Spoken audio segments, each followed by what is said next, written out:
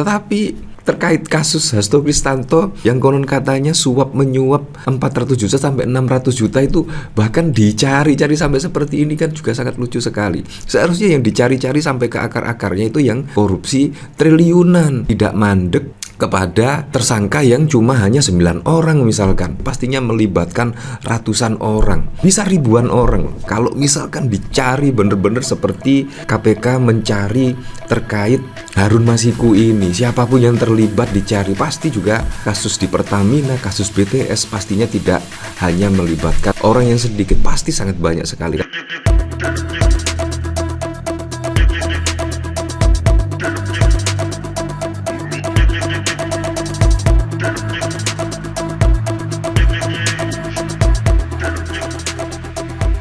Nah, ini benar-benar Gusti Boten Sare ya.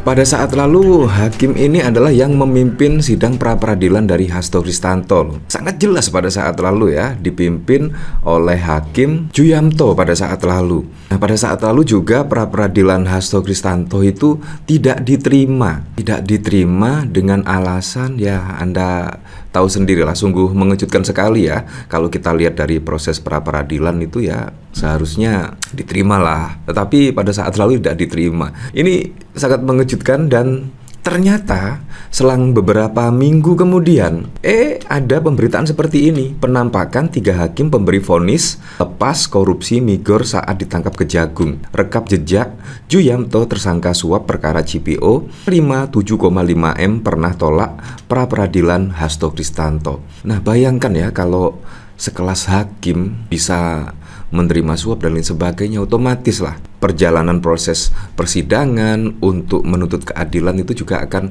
sangat susah sekali ya, karena hakimnya sendiri bahkan juga tersangka suap ya. Ini sangat mengejutkan sekali ya, aneh tapi nyata ya. Pada saat lalu kayak seperti Hasto Kristanto itu mencari keadilan itu sangat sulit sekali, sangat susah sekali. Menggelar pra-peradilan, bahkan juga tidak diterima dan lain sebagainya. Bahkan sekarang ini eksepsinya juga ditolak dan lain sebagainya. Ini kan sangat wow sekali, sangat sulit sekali ya, sangat terasa sekali kalau saya mengikuti mulai kasus Hasto Kristanto ini ya, seolah-olah memang kayak ya ada skenario dan lain sebagainya. Terkesan ini bukan murni penegakan hukum, melainkan politisasi dan lain sebagainya. Kalau kita lihat dari sini, bahkan saat ini pun Febri Diansah yang menjadi kuasa hukum dari Hasto Kristanto saat ini diperiksa menjadi saksi terkait kasus Harun Masiku. Ini kan juga sangat lucu sekali. Kenapa ketika Febri Diansah menjadi kuasa hukum dari Hasto Kristanto baru diperiksa sebagai saksi?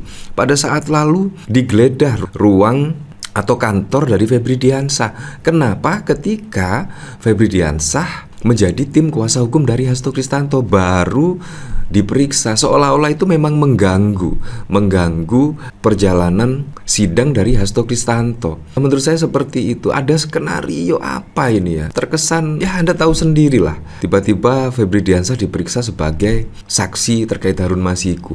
Nah, kalau kita lihat dari pemberitaan di sini ya, tirto.id, Febri Diansah diperiksa KPK terkait kasus Harun Masiku.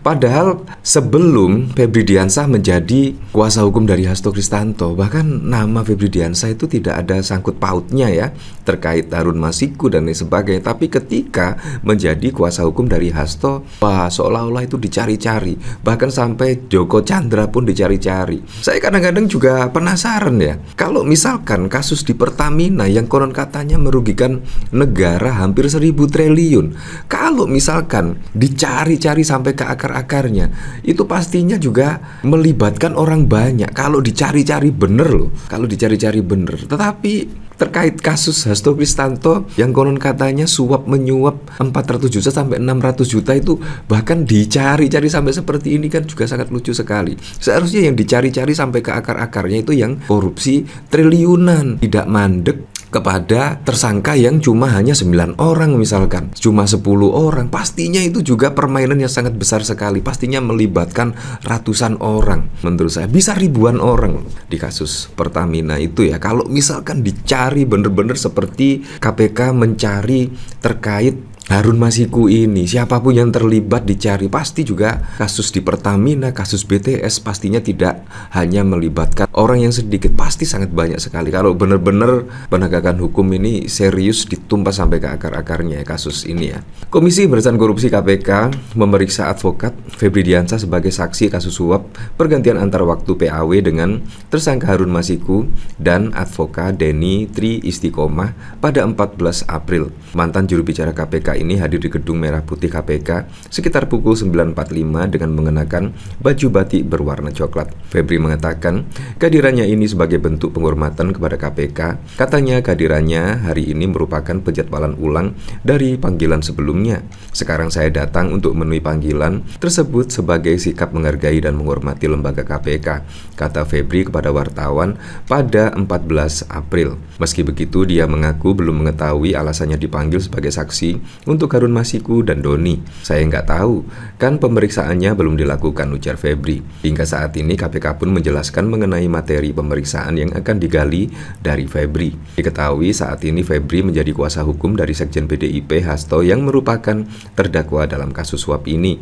Saat ini dia mendampingi Hasto yang tengah menghadapi proses persidangan di Pengadilan Negeri Jakarta Pusat. Ya, seperti itulah. Jadi memang sangat wow sekali ya. Ini bahkan juga ditanggapi oleh Guntur Romli ya, ketika hakim tunggal yang pada saat lalu memimpin pra-peradilan dari Hasto Kristanto ternyata tersandung kasus suap perkara CPO, bahkan menerima 7,5 M. Nah ini dari Guntur Romli ya, karena itu nyata, harusnya permohonan pra-peradilan Sekjen PDIP Perjuangan Hasto Kristianto itu diterima berdasarkan kekuatan fakta hukum, keterangan saksi dan ahli, tapi karena dipimpin Hakim Juyanto yang tunduk pada kekuatan duit dan intervensi, Hakim MA berinisial Y, Prapit Mas Hasto tidak diterima. Kini Juyanto ditangkap karena menerima suap 7,5 miliar. Setiam Eva Jayanti ini sungguh suatu kebetulan atau memang ya ada ya karena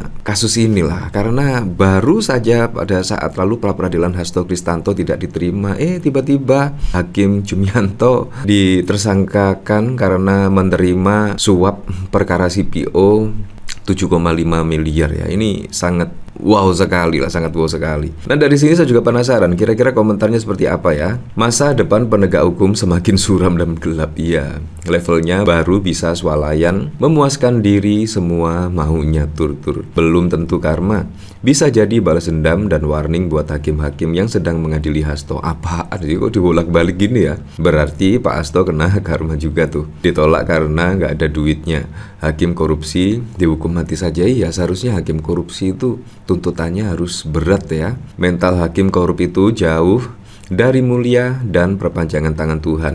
Oleh uang saja mereka merelakan hati nurani dalam buat keputusan, apalagi ditambah intervensi yang kuat, hukum bengkok. Ya, nah dari sini survei LSI 77% publik percaya Hasto terlibat kasus Harun Masiku. Nah ini pesan KPK ke Hasto Kristanto, silahkan mengelak dan berbohong, tapi kami punya bukti. Ya pada saat lalu bahkan saking paniknya juga ada hasil survei loh, hasil survei yang menyurvei terkait masyarakat itu percaya Hasto Kristanto terlibat suap Harun Masiku atau tidak. Ini kan survei yang sangat mengada-ngada sekali kalau menurut saya ya. Kenapa harus Hasto Kristanto misalkan? Padahal kasus-kasus yang besar lainnya itu sangat banyak sekali loh di sini, tapi yang disurvei Hasto Kristanto.